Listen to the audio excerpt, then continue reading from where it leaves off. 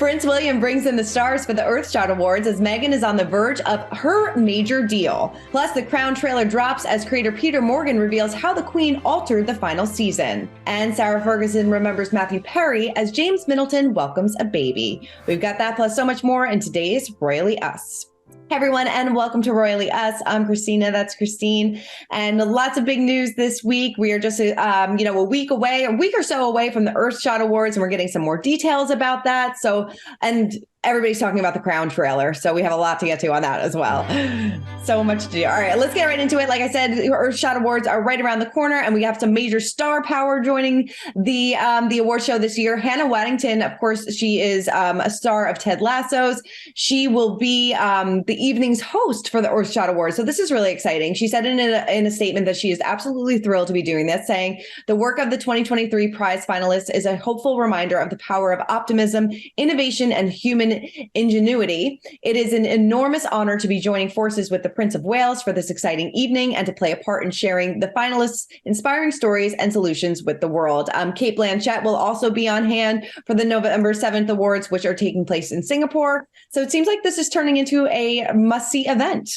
Yeah, I think they're doing such a great job putting on the programming. I think as, this is sort of the third year, we're seeing a little bit more glamour, some bigger headliners, but also with the Princess of Wales not attending, you kind of have to add a little bit of extra oomph and star power. I hate to say it, but to get everyone to tune in without Kate, we might have to add, a few more exciting celebrities to the list. Totally. All right, moving on over to King Charles and Queen Camilla. They are looking back at Queen Elizabeth's special connection to Kenya before their state visit. The royal couple welcomed the Kenyan diaspora to Buckingham Palace for a reception celebrating the relationship between the countries and the future ahead. They chatted with professionals from business, media, charities, art, sports, you name it. They were all there. And they checked out a display of table of items from the Royal Collection Trust relating to the British royal family's connection to Kenya, including photos of then Princess Elizabeth and Prince Philip's visit before her accession, and a copy of the speech Prince Philip made when Kenya became independent in 1963. So looking forward to their visit to Kenya. I'm sure we're going to have a lot of great moments to talk about, but this was nice for them reflecting on the past a bit before they make the trip. Yeah, they've done a lot of great posts on Instagram, on social media, sort of drumming up excitement for the trip. It's the first sort of Commonwealth overseas visit since King Charles had his coronation. So it's a big sort of historic event. And I think because it was so close to Queen Elizabeth, her whole, story of becoming a monarch and her personal relationship with the country was so strong. I think this is really important to King Charles. I'm really excited to see how things go. We don't usually hear a lot about Charles and Camilla's royal tours. They weren't always as interesting, but this one should be really, really interesting. Definitely will be. All right. Well, the Prince of Wales reportedly knew just what to say upon learning that Anmer Hall was haunted. I love this story just in time for Halloween. Queen Elizabeth gifted her grandson with the stately Georgian mansion in the Norfolk countryside when he married Kate back in 2011. And a paranormal historian, Richard Felix, has claimed that the royal didn't wince about the ghost of Anmer Hall. He said on the Hello, a Right Royal podcast, when the Prince of Wales and Princess of Wales moved into Anmer Hall, it's more or less on the Sandringham estate. There was a ghost there of a Catholic priest that lived there and was hanged, drawn, and quartered for high treason, and for some reason has returned to his home. Scary. I mean, it is a bit spooky, but when we bought our house here in the UK, someone pointed out that so many of the houses are very, very old. It's a very, very old country. It's harder to find a house that probably isn't haunted, doesn't have as much paranormal activity. But I guess it's something that, especially with Prince William growing up in castles and estates and historic homes, he's probably just gotten used to it. Totally. Definitely gotten used to it. All right. Well, Netflix premiered the official trailer of the beginning of the end of The Crown. It released a 2-minute teaser for the first part of season 6, which will be on Netflix next month on November 16th. And then the second part of it will be on December 14th, marking the first split premiere format since the series hit the streaming platform back in 2016. I can't believe it's been on for this long. Part 1 will feature 4 episodes and focus on the events surrounding Princess Diana's tragic death. So what did you think about this trailer? I feel like they said before, Peter Morgan said that they are handling the death of Princess Diana as delicately and professionally as they possibly can. And it seems like probably, I don't even think that we're going to see the car crash. Maybe she just gets in and then you kind of see the aftermath. I mean, considering they're going to handle it, delicately and respectfully, they sure do seem to be sort of leaning heavily into that storyline. Mm-hmm. You're talking about, there's a long time here. There's a lot of things going on. There was a lot of royal stories that you could play into, especially since we've seen past seasons where an entire episode is dedicated to sort of one very short period of time. It looks like this first half of the final season is solely dedicated to Diana in sort of her final weeks.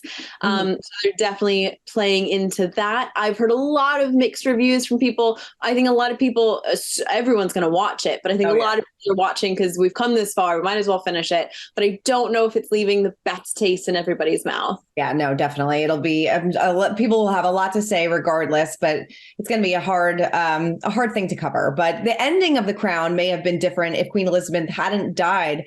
So Peter Morgan gave a lengthy interview to Variety and said that he was compelled to change the direction of the show as a result of Queen Elizabeth's death. He said, "We'd all been through the experience of the funeral. So because of how deeply everybody will have felt that, I had to try and find a way in which the final episode dealt with the character's death, even though she hadn't died yet."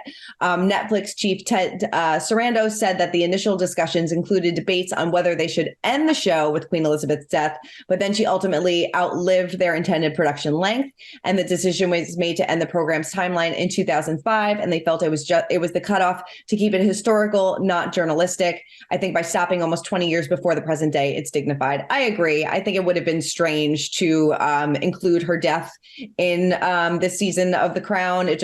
It's also a huge time jump too. So I just felt like that it would be disrespectful.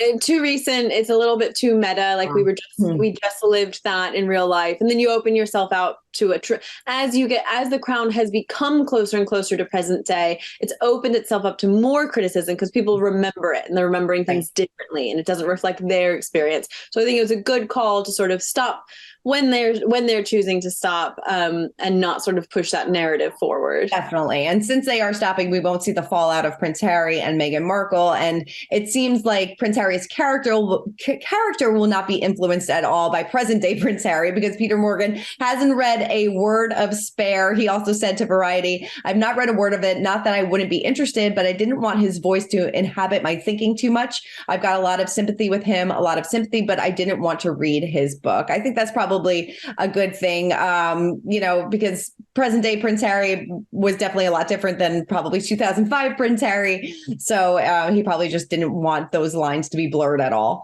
Absolutely. And it's so hard to frame, the point of view, not knowing what we know now, just with what we knew then and what we had of Harry's experience then, not altering it by sort of his future experiences. Right. It'll be so interesting to see again, because this is something that we remember. This is very recent. So I'm really looking forward to sort of the second half where we see that more recent history. Definitely. All right, moving on over. Let's spill some royal tea. And Family Guy's cartoon cameo of Meghan and Harry inspired an unexpected response. 2 days after Seth MacFarlane's animated sitcom, Imagine the Duke and Duchess of Sussex having a poolside chat, Del Taco had something to say. As seen on the show, Meghan's character told Harry, "Babe, time to do our daily $250,000 sponsored Instagram post for Del Taco." Well, they said on X, "Harry and Meghan, we are still waiting for your post to go up today, please." So I love that they got in on the joke. Not sure how Harry and Meghan feel about this, but this could be something in their future. Right. Yeah. Hey, you never know.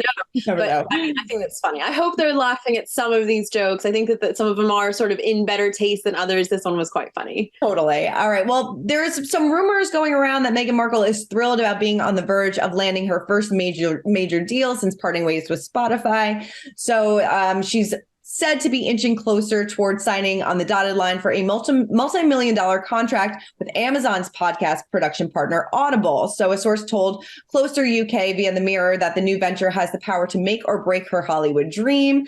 Somebody told the outlet that word of mouth is spreading that it will lead to a huge payout, even bigger than the millions Spotify splashed out. And she's thrilled to be in the company of Michelle and Barack Obama, who signed a deal with them back in 2022.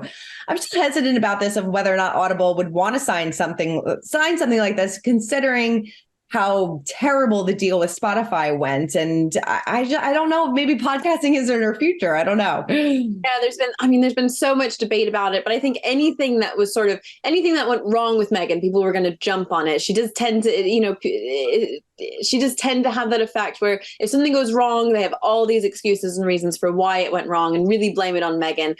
But I do have to say, there was a lot of people who said that the podcasting wasn't great. There was just lots of creative differences. So perhaps podcasting is not necessarily the way forward. It is interesting because Spotify has now leaned into sort of audiobooks and audio narratives away, not away, but as a different branch away from podcasting.